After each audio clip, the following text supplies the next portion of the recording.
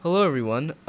Before I start the video, I just want to say that I feel like that I'm going over topics too fast. So in this video, I'm just going to be talking out of the script, and I'm going to be talking very slowly and very gently because, well, I don't like to go over topics way too fast. So I hope you enjoyed this review on my dream car, which is a Toyota GT86. Hope you enjoy.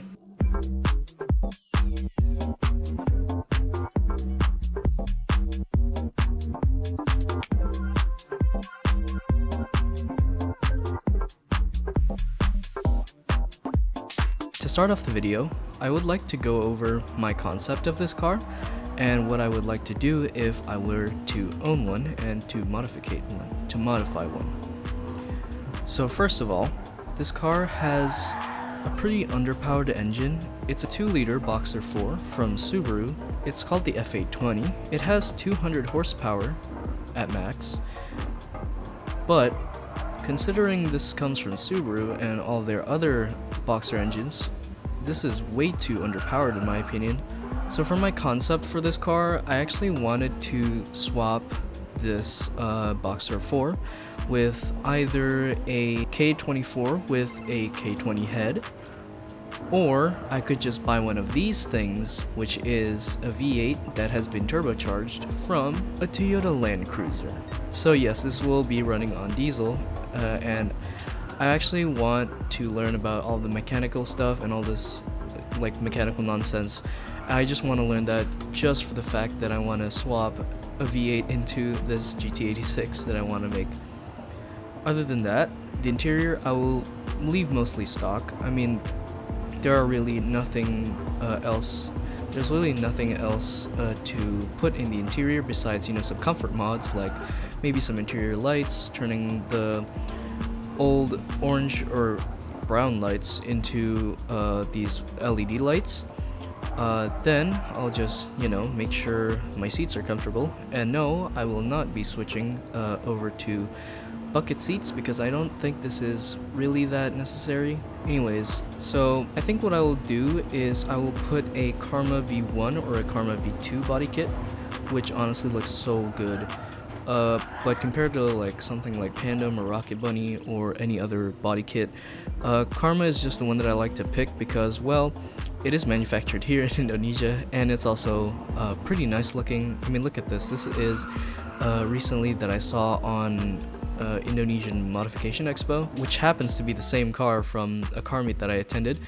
It's a Toyota GT86 with a Karma body kit that turns out to be turbocharged, which actually happens to be, I think this is the HKS GT2 turbo kit that I commonly see on GT86s.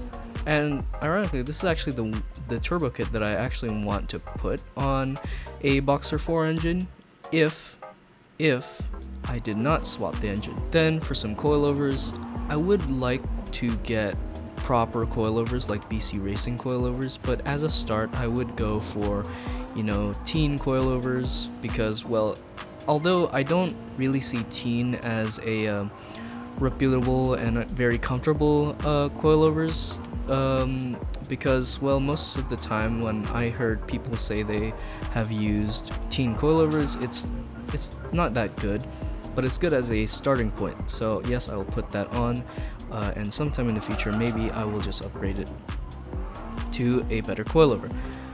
Then for the velgs, or as people call it, wheels, I would like to put some HSR wheels because yes, they are cheap, and yes, they are manufactured here in Indonesia. Because there are a lot, and I mean a lot, of wheels from their category, but maybe as a starting point I'll just go with some regular TE37s. So there is some other stuff that I would like to talk about this car, which is my personal experience with this car. I do vaguely remember a memory from so many years ago when I was still a small person. I had this memory of going into one of the like motor shows, I guess you could say, where people are showing off, where car manufacturers are showing off models of their car, and I had this memory of me seeing this like orange coupe that had two numbers in the license plate in the front, and it turns out it happened to be a Toyota 86, and I have actually been inside of one. And from that memory, I could tell that the car was, yes, it was low, like so low that it started to feel like this car wasn't even like very comfortable, I would say. But yet again, I was still very small at that point. But now, when I sat in the GT86's brother, which is the GR86, I can confirm that it is very comfortable, and I would like, and I would love, and I would appreciate to own one of these vehicles in my garage.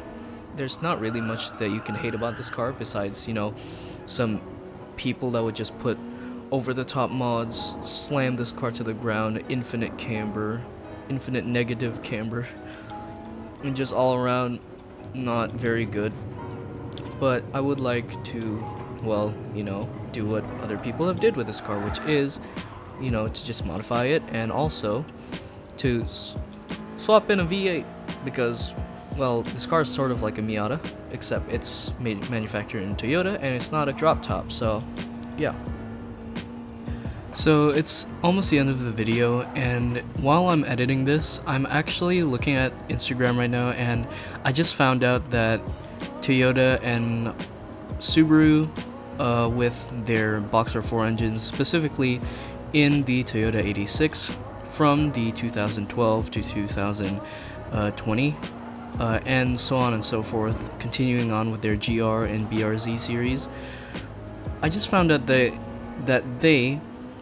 someone has filed a class action lawsuit on it. So they were filing it because of faulty engines, and because of that, many engines, well, as you can probably tell in the video that I also mentioned, but I think I cut out the video, but somebody is filing a class action lawsuit on Toyota and Subaru for the engines and how it's so unreliable.